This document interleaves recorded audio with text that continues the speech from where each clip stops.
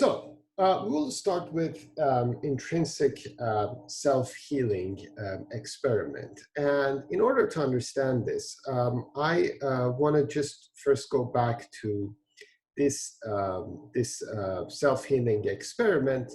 So in particular, with respect to intrinsic self-healing, we are talking about a polymer that is often a thermoplastic polymer. And if you remember thermoplastic polymers, when you heat them up above a certain temperature, like TG, they can soften a lot, and polymer chains will have a lot of mobility. And they can move around. So now the way the experiment works is that we, just like before, we have the initial crack that grows. So we measure a fracture toughness on this guy or strength on this guy.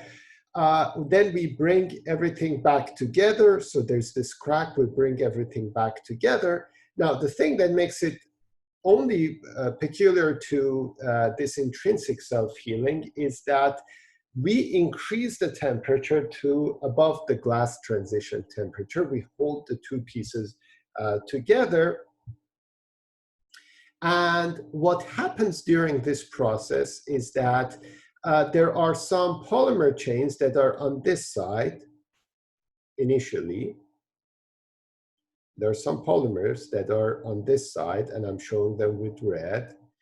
Now, when the temperature goes up, they start to move around.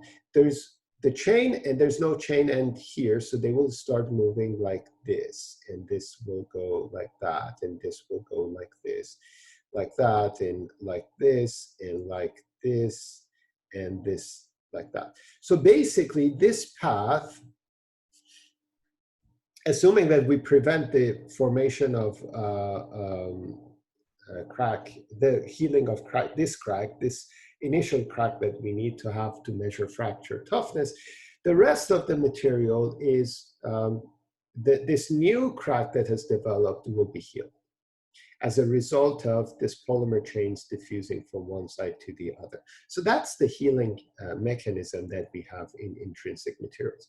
Now we want to develop some level of quantitative understanding of how this healing, this intrinsic healing, grows with time and temperature and things like that. So if this is the crack, so part of the crack here, and we close it, there's no polymer chains here. There's no polymer chain in this region. And then when we close them, these polymer chains can move from one side to the other. And we have to heat it up to a temperature above TG. So basically, this was the open crack, we closed it, and so this is the part that we are trying to heal. So imagine this material continues for some part for the rest of the crack that we are not trying to heal, but this is the portion we are trying to heal. And polymer chains diffuse from one side to the other.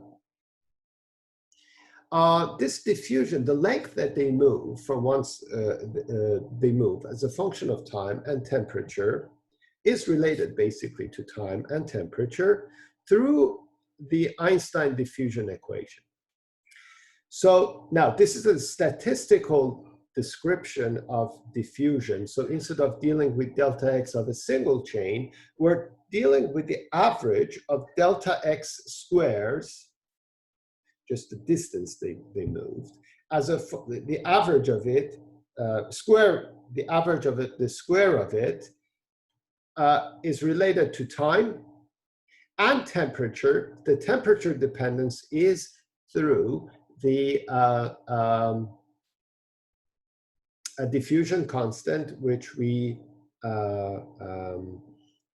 basically is related to the temperature and activation energy related to the motion or diffusion of polymer chains.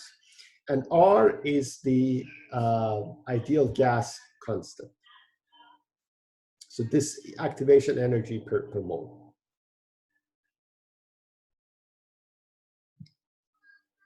So now, imagine this was the part of the crack. Initially, polymer, and I'm just showing half of it.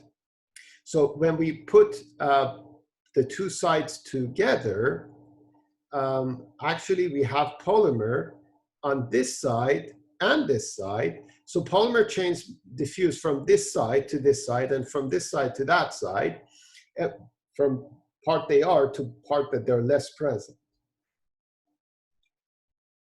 which is this interface. However, I'm just showing half of the picture. So at the very beginning, when you put the cracked faces together, there is no polymer chain that crosses this border because it used to be the crack. Now, imagine these polymer ends of these polymer chains are statistically, the distance of them with respect to the crack face has a statistical distribution at 0. At time equal to 0. But as time progresses, they move by some amount, by some average delta x. So the initial distance is a random distribution, has a random distribution. But as time goes by, it's as if these end chains shift up. Still random distribution. Okay? And so because of that, some of them that were closer to this border will pass, like this guy. Some of them that were far away, like this guy, will get closer, but they don't get to pass. Some of them will pass that are in between, but not by a large amount. Okay? But since the initial distance is randomly distributed,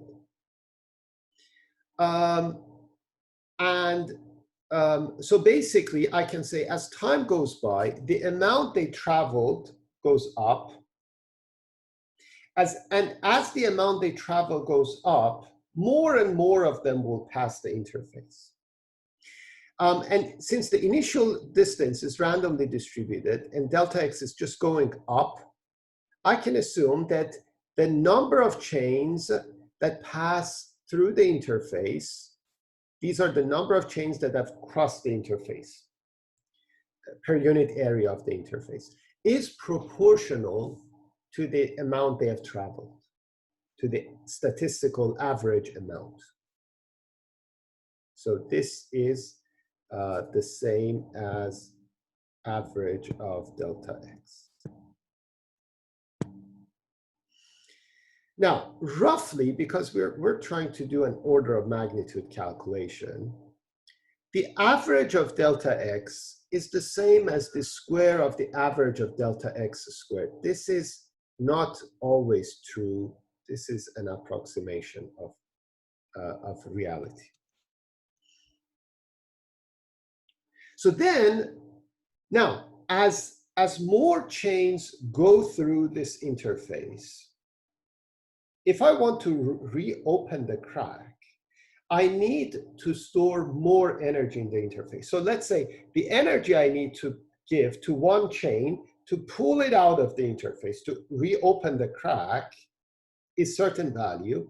If I have n chains, I need n of that energy of the single chain. So in some sense, I can say G1C is proportional to this n, which is a function of time.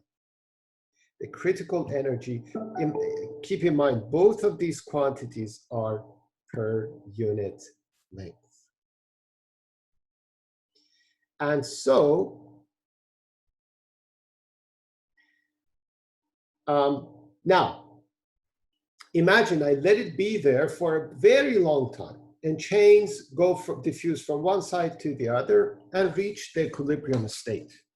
In the equilibrium state, I have n number of chains that pass through a unit of interface, which is basically, it's the case in the virgin material. It cannot go beyond that. So, and let's say it takes time tau 0 to get to that critical value n. So n, this n is n of tau 0. And just to be consistent, just add a 0 here. This is n0, which is the same as this. So now I have a proportionality relationship here, and I want to change it to an equality. So I just do this. Nt corresponds to delta x at t. N0, which is the virgin material, corresponds to delta x at tau 0. And we said G, C, and N are proportional to each other. So instead of this, I replace this with this. Instead of NT, I put GC. Instead of N of tau 0, which is the property of the virgin material, I put G of C0. And instead of this delta x squared, I put the diffusion constant times T, diffusion constant times T tau 0. Here I reach the property of the virgin material at a certain temperature T2. These are absolute temperature. And the healing was done at T1. I am going to stop this video here, and I'll continue in the next video.